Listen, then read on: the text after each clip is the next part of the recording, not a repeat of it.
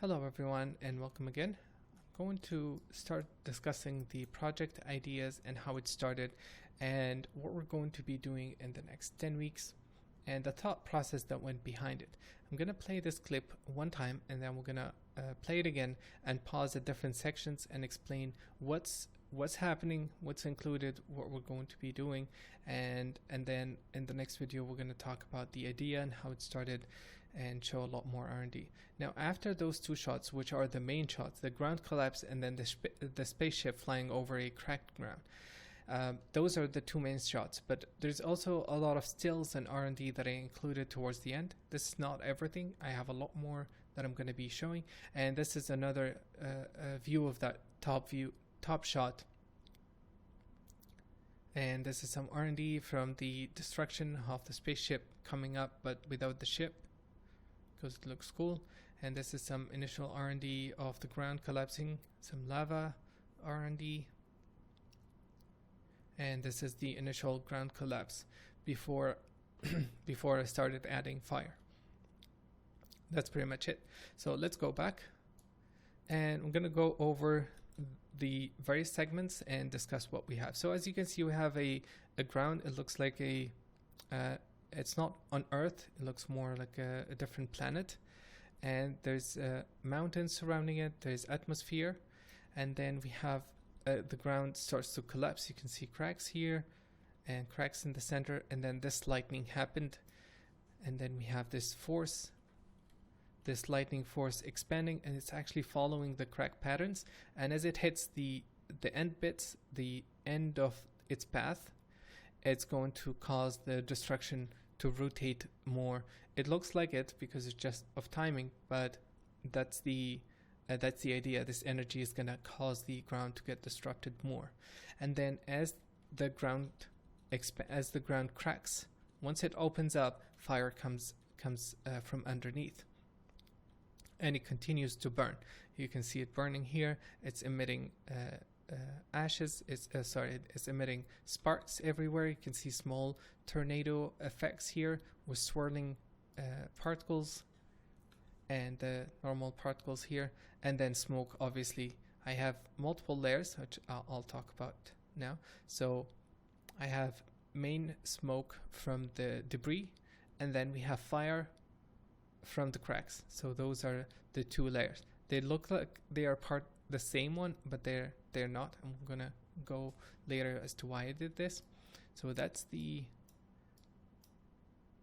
is the first shot, and then we have, obviously, after the ground collapse, we have a lot of debris coming off the various areas. I have debris coming from the lightning. So as I progress here, you can see that the cracks itself emits debris, and it emits sparks colored differently, and then also the main destruction has debris itself. So let's go back. So the main destruction has a lot of debris, and then as the spaceship rises, it's gonna cause another, well, I'm not gonna say anything at the moment, we'll talk about that more later, but it's gonna lift the ground, and then more pieces are going to crumble. So that's destruction simulation, including the initial part. So that's the shot one, which is a lot of stuff. And then this shot, which is the second part, is basically I have a huge geometry here with blocks of rocks, like massive cliffs, and there's a huge cracks between each cliff. And those cracks are actually emitting fire.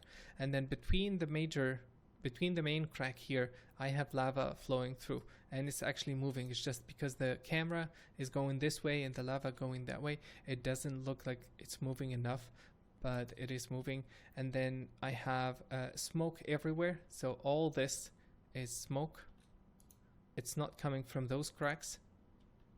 And these cracks, they have sparks, they have smoke, and they have fire. And then we have this main atmospheric effects with smoke simulation. Cool. So that's the main project, which includes the ground collapse, the energy, the destruction, the fire, smoke, pretty much everything, and then tons of rendering.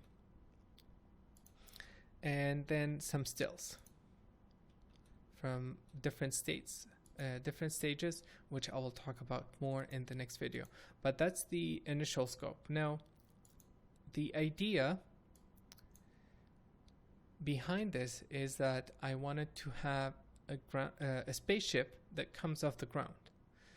And I didn't want the spaceship just to start pushing the ground, because that's not going to give me room to create any impactful visual. So I decided to collapse the ground. Okay, once the ground collapsed, then we can have, I wanted to have initial, basically action, reaction, and delay. And I wanted to have the ground collapse with a small pause, which is basically that phase where the ground starting to collapse and hits that point. And then I wanted to have something meaningful, something impactful. That's where the lightning comes in. I wanted to have that powerful lightning hit, which causes either the ground to start burning after it cracks, or something is going to happen. But it's an impactful moment. It has meaning. And then after all this, the spaceship is going to be able to still push through all that fire and comes off all underneath all this lava and hot environment. Now, the truth is, it didn't start with this idea. It started with this idea. And I'm going to show it here. So see this picture here? This is where everything started from. And I'm going to show the concept and the artist. Well, actually here. Yeah, his name is Andreas Rocha.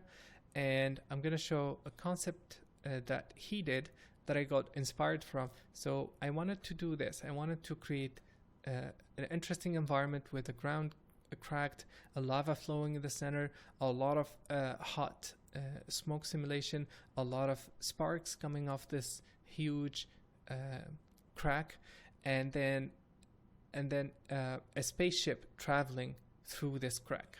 And I wanted to, the beginning idea, the first idea, I wanted to have the spaceship comes off the smoke. Basically, we don't see it in the beginning, but then as it start moving, it's gonna come off the smoke, and it's gonna cause all these lightning or some sort of atmospheric disruption where you see like an aurora effect or lightning effect. And then as it travels through, I wanted to have some sort of chains that hits the spaceship and tries to hold it because it's trying to escape. And the chains will be under the ground somehow.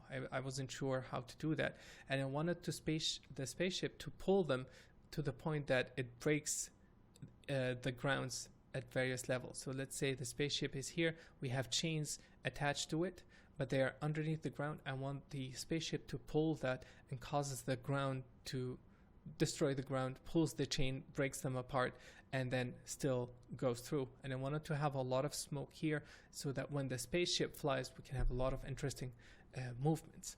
And that will include destruction, that will include a lot of sims. I was just trying ideas. But then I realized that the project is quite tricky.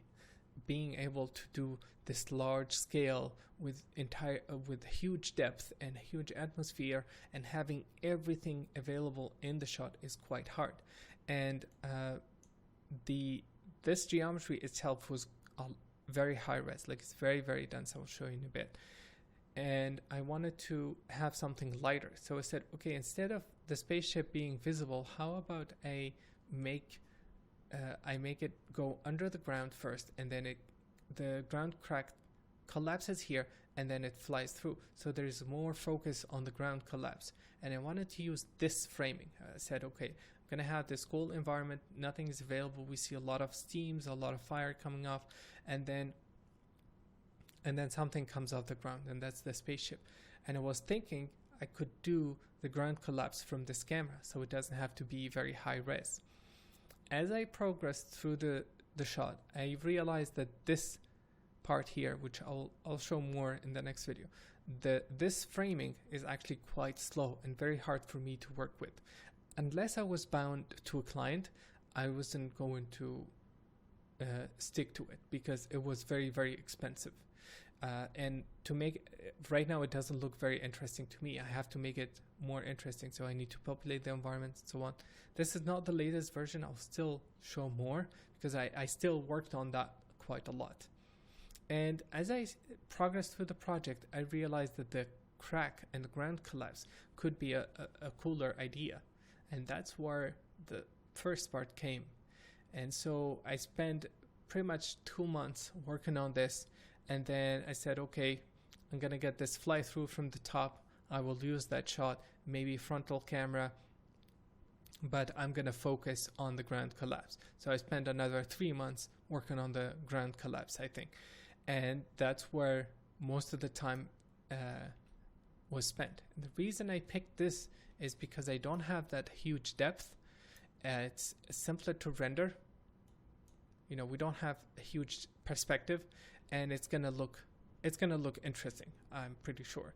And I'm gonna talk more about this in the next video.